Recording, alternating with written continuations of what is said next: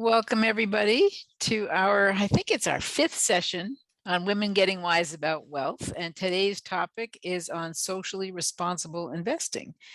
So today, but we always try and begin these with a quick introduction of what we do at Sapers and Wallach. We're a family business. It's been around since 1932. I am third generation. I have not been around since 1932.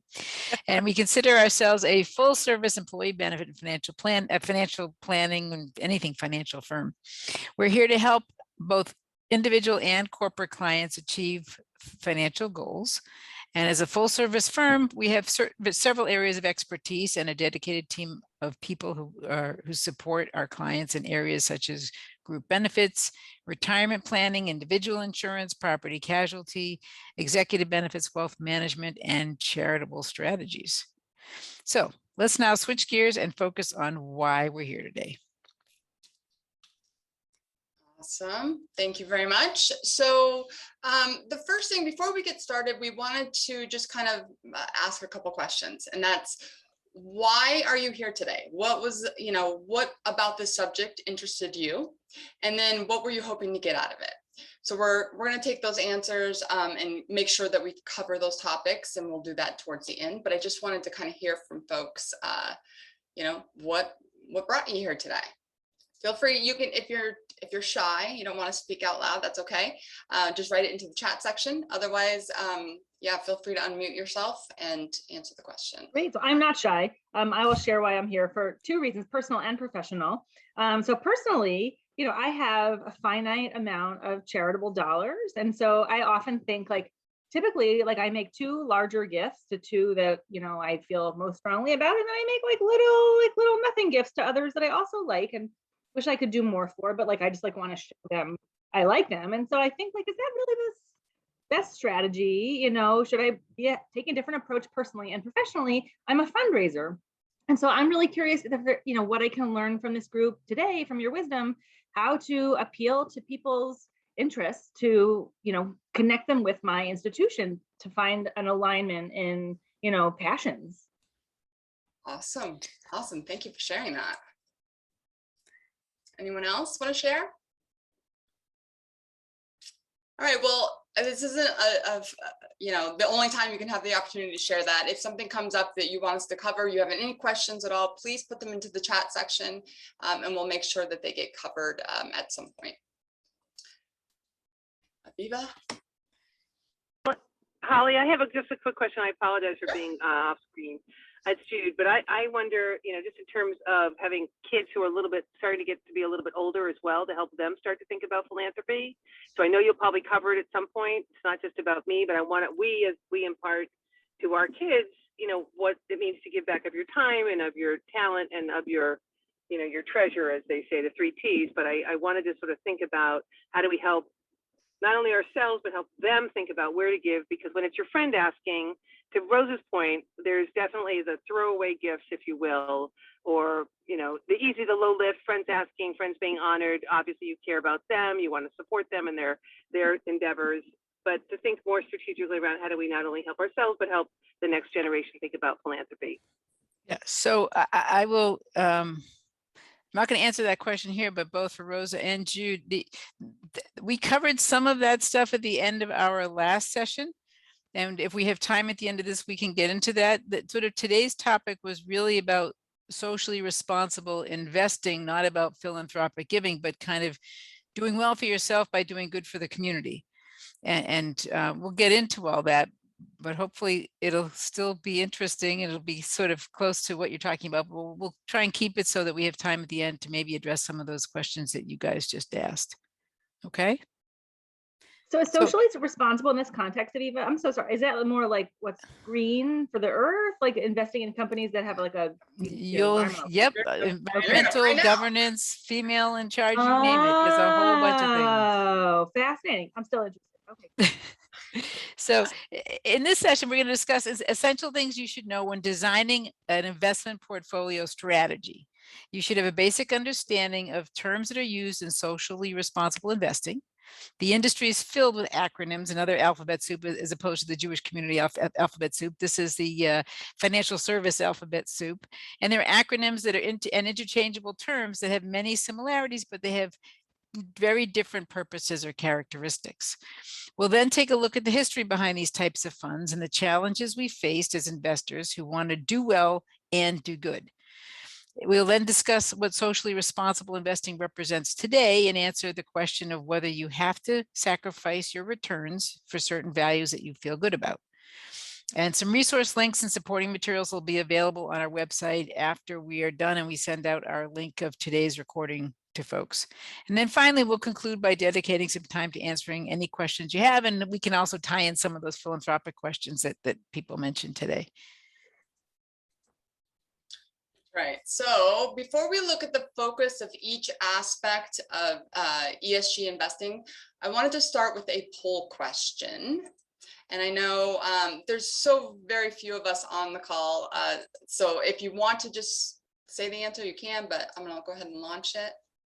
I know Jude is driving, so she can't.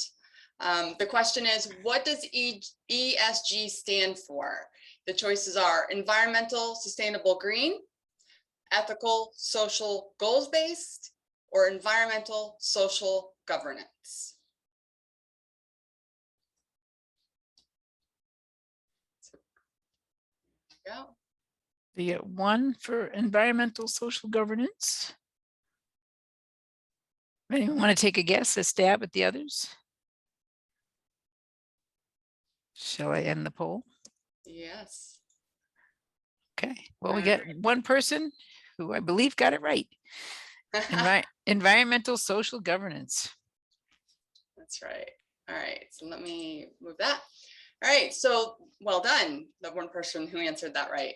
That was my vote too. Hey, that was my vote too. I just couldn't drive. I couldn't do it. Driving, safety first. I felt you, Jude. So what does each one of these mean? So E stands for environmental, and this covers greenhouse gas emissions, energy use, land use, waste management, water quality, and hazardous materials. The social aspect of ESG investing encompasses labor standards, worker safety, equal employment, community impact, and healthcare. And then the last factor here is governance, and that looks at the business ethics, the board independence and diversity, shareholder voting rights, executive pay and employee pay, making sure that that's equitable, lobbying and political expenditures, and accounting transparencies. So those, that is not a comprehensive list. Depending on where you look, you'll see different things kind of added, and things are being added to the ESG investing sector all the time, but those are the main ones under those three categories. Earlier ESG strategies, they focused on excluding the bad actors. So that's like alcohol, tobacco, firearms, things like that. But over time, the concept's grown from screening bad things out towards embracing the good actors, or directly funding promising ESG ventures. So engaging with companies on ESG issues and voting proxies, which is the corporate votes taken on issues they want to change within a company, to advancing ESG goals. Each fund has a different approach, and different fund types can be quite different. So that's something to be mindful of. So let's take a look at the breakdown through each of those lenses. Investing in a socially responsible way in the 21st century includes three overarching categories. So the environmental, which deals with climate and environmental stewardship. There's social, which deals with the well-being of many stakeholders, and good governance, where there's transparency, capacity, and a purpose that we can get behind. So what is sustainable investing? At the core of sustainability is this idea that everything we need for our survival depends on our natural environment. Sustainable practices allow us to maintain conditions that provide for the support of both present and future generations. Sustainable investing specifically means investing in companies that follow sustainable practices in their business activities. And sometimes the accounting framework used is referred to as a triple bottom line, meaning a company's financial decisions include a focus on people, profits, and the planet, triple P. In other words, sustainability can be defined as an integration of environmental, health, social equity, and economic vitality to create those thriving, healthy, diverse, and resilient communities for present and future generations. You may also hear sustainable investing referred to as values-based or impact investing. And oftentimes the acronyms are ESG or SRI, or there's probably some other ones as well. A lack of standard terminology means that terms for sustainability are sometimes used interchangeably in practice or have slightly different meanings depending on who's using them. Sustainable investing also aims to help to identify companies that offer potential for strong financial returns, while also demonstrating a commitment to sustainable business practices and positive impact. Sustainability is typically evaluated through analysis of environmental, social, and governance, policies, practices, and performance. Stated a little differently, environmental practices might include improving water quality or reducing carbon emissions. Social impact could also involve fair labor practices and improvements in workplace equality and diversity. Governance issues relate to a company's leadership structures, board composition, and management incentives. Like we know that we're trying to get more women on boards and more diversity. As with any strategy, investors should consider how these approaches might affect the overall investment plan. And then the socially responsible investing is one of several related concepts and approaches that influence and in some cases govern how asset managers invest your portfolio. And the term socially responsible investing sometimes narrowly refers to practices that seek to avoid harm by screening companies for ESG risks before deciding whether or not they should be included in an investment portfolio. However, the term's also used more broadly to include more proactive practices such as impact investing. I know Holly mentioned this earlier. Shareholder advocacy and community investing. Some feel that the shareholder advocacy and community investing are sort of the pillars of socially responsible investing, while doing only negative screening doesn't really cut it for sustainable investing. So here are some examples of sustainable business practices. These are companies that produce clean energy or are in the business of reducing carbon emissions, companies that improve water quality or purify and then recycle wastewater to be used for farming or for other things. They might be in the business of waste reduction. Companies that support economic growth, provide fair labor practices, or are involved with good health and well-being. So now that we've discussed the definition and the terms, let's spend a little time analyzing the past to see how ESG investing has come to be. So the movement towards sustainable investing in the United States is believed by some to have roots that date back more than 200 years ago to the money management practices of the Methodists. I'm sure that's really where you were all thinking this came from. Socially responsible investing is an old idea of only investing in companies that are considerate of people and the environment. In other words, a socially responsible investment strategy promotes change by only providing funding for socially responsible and environmentally friendly companies.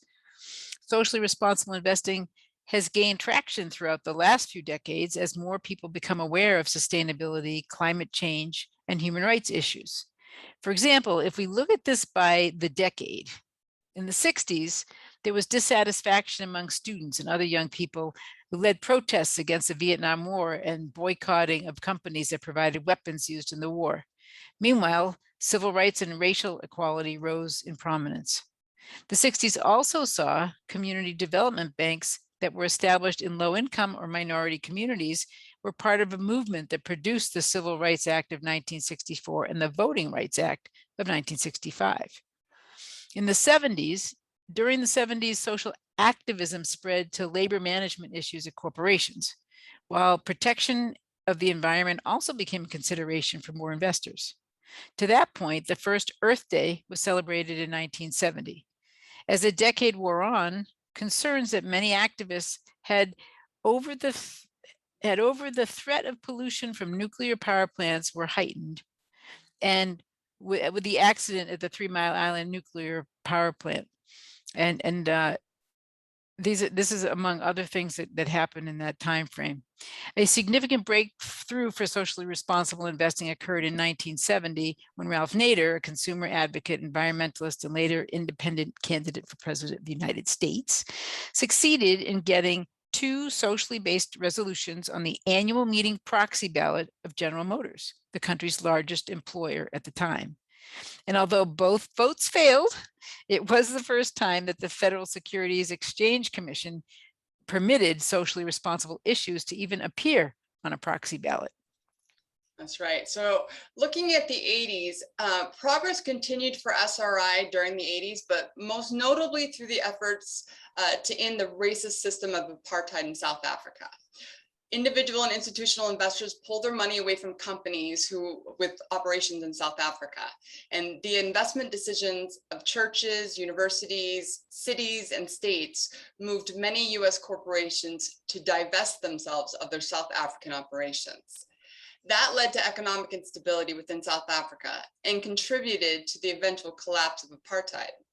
Worth noting, international human rights and the treatment of workers were added to the list of concerns for US investors. The early 1980s were also a time when several mutual funds were founded to cater to the concerns of socially responsible investors. These funds applied positive and negative screens or filters to their stock selections. Some funds that did this were the Calvert Social Investment Fund, Balance Fund, and the Parnassus Fund. The filters included the basic concerns, which we all kind of know: weapons, alcohol, tobacco, gambling, but also they included more modern issues such as nuclear energy, environmental pollution, and the treatment and the fairness of treatment of workers. Now, fast forward to the 90s. By 1990, there had been a sufficient increase of SRI mutual funds, and the growth in popularity as an investing approach warranted an index to measure that performance. So the Domini Social Index, which is made up of 400 primarily large cap US corporations, comparable to the S&P 500, was launched in 1990. So that's the first index that was launched for SRI investing. The companies were selected based on a wide range of social and environmental criteria, and they provided investors with a benchmark to measure the performance of screened investments versus their unscreened counterparts. That's a mouthful. The activism that led to the ability to identify specific screens and the engagement of dialogue with companies with questionable corporate behavior also propelled the growth of community investment, another major element of socially responsible investing. Support for community development financial institutions, or CDFIs, grew during the 60s as a way to address racial inequality. Activists argued that there was a positive social impact by investing in CDFIs, which in turn would inject that money into small businesses and housing programs in low-income communities. Loans were made to poor people who paid them back with a rate of interest, providing a return for investors beyond knowing their money was used in a socially positive way. So what about ESG investing today? So if we want to fast forward to the present, there's been an acceleration of positive approaches to sustainability challenges being embraced by the socially responsible investor. Some modern approaches include impact investing and the mainstream of sustainable investing, which continues to evolve. Environmental sustainability relates to the company's practices regarding its use of or interaction with natural resources and clean technology, or impact on climate change. Social elements of sustainability can involve workplace safety practices, labor relations, diversity, community development, or human rights, among other topics. Social issues are continuing to manifest. Some recent additions include income and wealth inequality. Likewise, climate change and the pollution under the E screen and corruption under the G screen, to name only a few.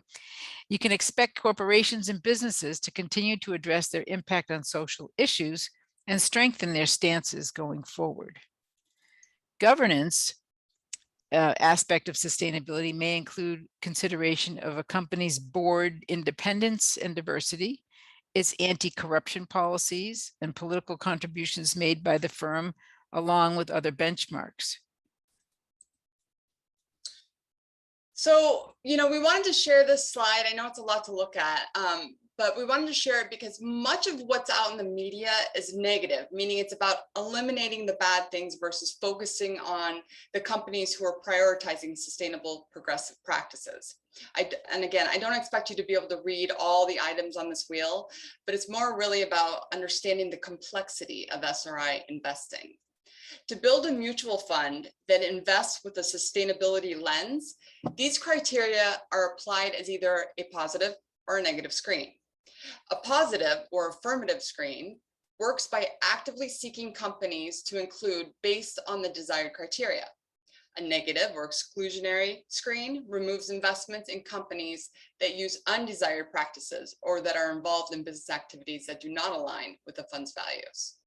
Investing sustainably may mean using one or a combination of any of these and other criteria. As sustainability and corporate social responsibility strategies continue to add perceived consumer and investor values to companies, more investments are going to be designed with these types of things and these concerns in mind.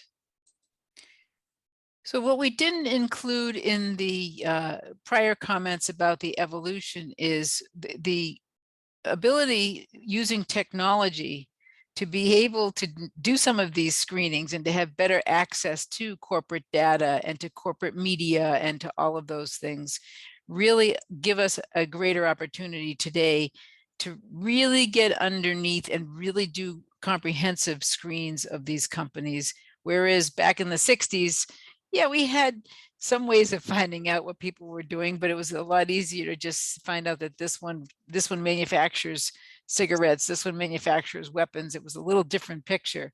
And today, because of technology and because of big data and just a lot more access to information, there are greater opportunities to really screen things out.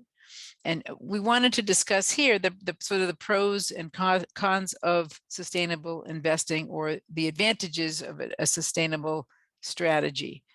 And the reason some people want to do it, obviously, and these may seem pretty apparent, is it aligns your investments with your values. Sustainable investing allows you to invest in a way that aligns your specific values on the environment, on social impact, company governance. It also may help you avoid investing in companies whose business practices don't follow your own principles. It also increases portfolio diversification. The ESG, or environmentally social governance approach, can provide diversification to your portfolio by including assets selected using different factors or criteria that are employed in normal traditional portfolio construction. So as a typical manager, when you start adding these layers, it filters out for different things. What are the disadvantages? It takes time and money to evaluate, which means, the screening potential investments based on sustainability, even with our new modern technology and big data, definitely takes time and can be costly for individual investors.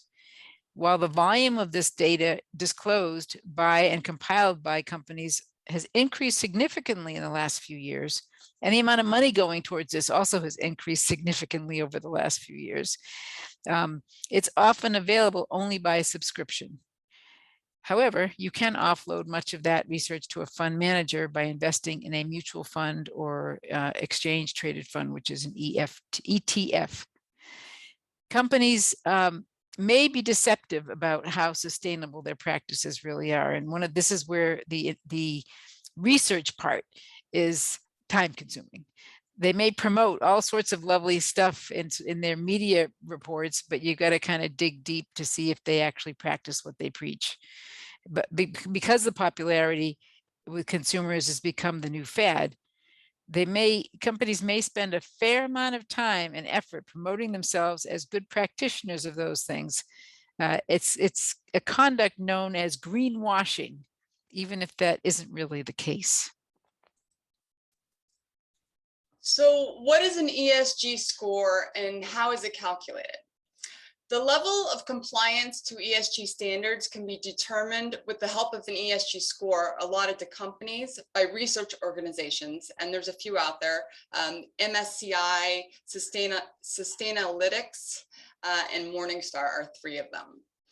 The scores determine the level of ESG compliance for companies, and they're dynamic in nature.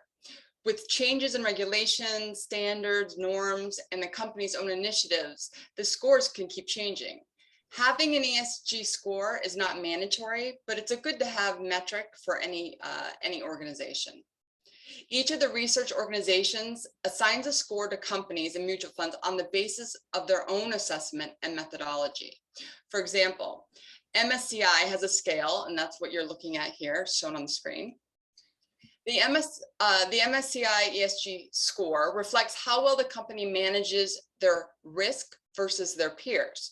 So a company with a score of AA and AAA will be an industry leader in terms of managing its ESG risk, and so on.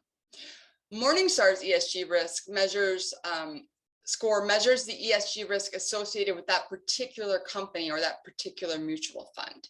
And the score is provided on a scale of 1 to 50, with 1 being the lowest and 50 being the highest. Morningstar also provides a breakdown of E, S, and G scores, or environmental, social, and governance scores. However, you as an investor need not to worry about all the details about how these scores are calculated, because there's some math behind that. But when you're deciding which ESG fund you want to invest in comparison to the scores, a comparison of those scores can give you an idea about which fund may be better for you and why that might be a better choice.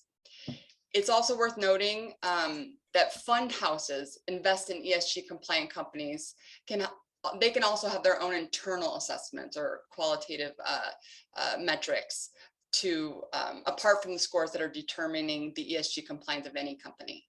So each of these individual funds may have their own way of monitoring, how well they measure up against others. So the point here is, or the takeaway, I guess, is that be mindful of, if you're looking at the scores as part of your criteria, just make sure that, potentially you're looking at more than one, just because they are a little bit subjective.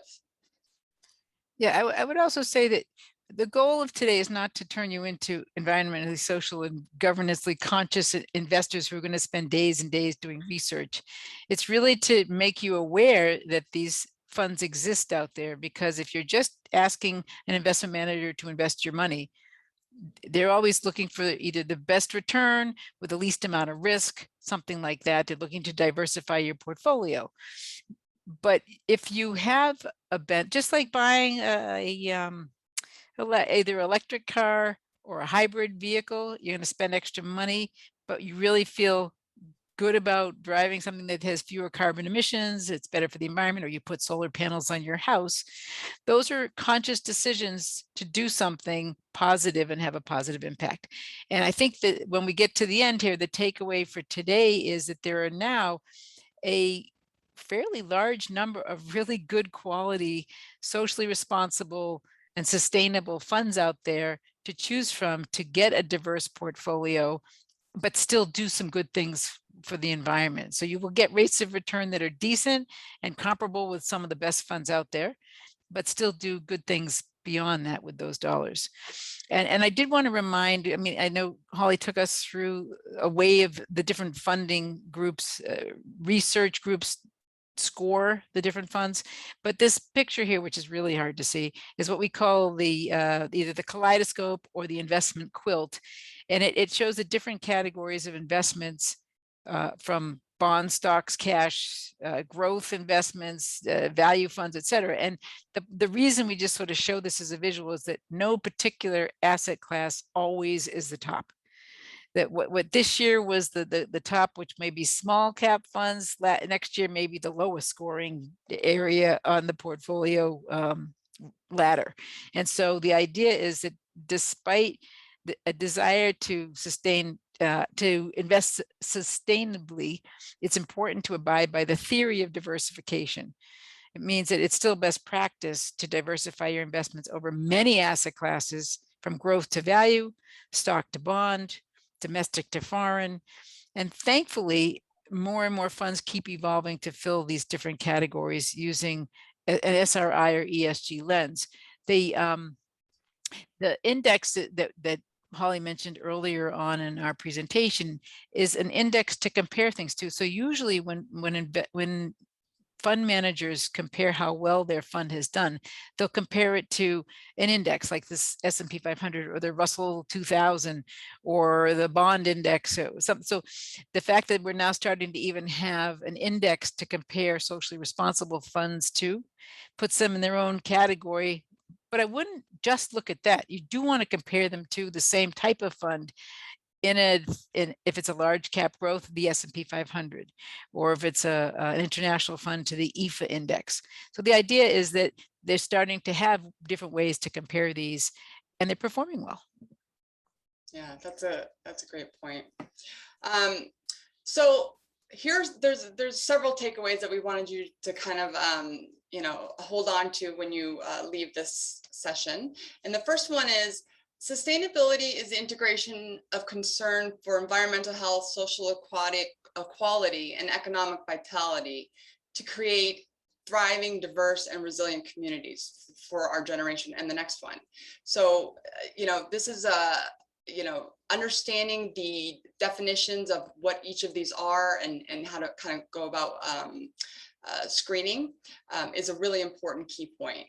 The second one is that sustainability is a broad term. It can be assessed at companies by using that ESG criteria, or environmental social governance criteria. These factors are often measured using a variety of information sources. As an example, independent investment research firm Morningstar, which Aviva had mentioned, they determine a company's ESG rating by analyzing its risk with its own system of measuring a company's exposure to material ESG risks and then gauging how likely those risks are to occur. ESG rating firms may use their own indicators or evaluate information from outside sources, such as governmental regulatory agencies, news reports, and data contained in the company's financial statements. If sustainability in general is important to you, then sustainable investing means you can align your investments with your values by buying securities of companies that follow business practices informed by ESG principles. Doesn't mean you have to give up investment performance. Several studies have shown that sustainable mutual funds generally perform in line with comparable funds not composed of stocks that are highly rated for sustainability factors. So you're sort of your average portfolio. Morgan Stanley Institute for Sustainable Investing found, for example, that from 2004 to 2018, sustainable funds performed essentially the same as comparable traditional funds, but with 20% less downside deviation, which means a little bit safer. So incorporating sustainability into your portfolio could provide further diversification benefits because these investments are selected using different criteria than traditional investments, which I mentioned before. It also is an area where you can get investments that really can be very targeted. So much that you can really drill down. If you're really just concerned about the environment, that you may have nothing to do with governance, you could care less how they hold their board meetings and what they do. You may just want to focus on a given segment, and you can do that as well. Mutual funds and electronically traded funds provide a simple and effective way to incorporate sustainable investing in your portfolio without having to screen companies for ESG performance yourself, because you have jobs and other things you fill your day with. As we discussed, we want you to be mindful of the pros and cons of this investment strategy, where the pros certainly aligns your investments with your values and increases portfolio diversification. And the cons are that it takes time and money to evaluate, screen the investments. And what I would say is sort of outsourcing that to a good manager would be what I would do. And as we talked about earlier, the rating companies are still trying to figure things out in terms of really good parallels of how to compare these to other similar or not so similar type portfolios. And finally, the companies may greenwash their commitment to sustainability, as we talked about, so you're not really getting the real deal. But the point here is that we want you to be familiar enough with the terminology and what's out there so that whoever's handling your funds, and it could be in a 401k or 403b plan, we are doing a lot more education around ESG and SRI funds for employers so that they can add some of these, especially a lot of the nonprofits request this a lot. But even regular corporations that have already a mindset towards this are looking into a portfolio to add to their offerings, these socially responsible and sustainable funds. And the fifth point was sustainable investing is a great way to invest in companies that are committed to socially responsible practices.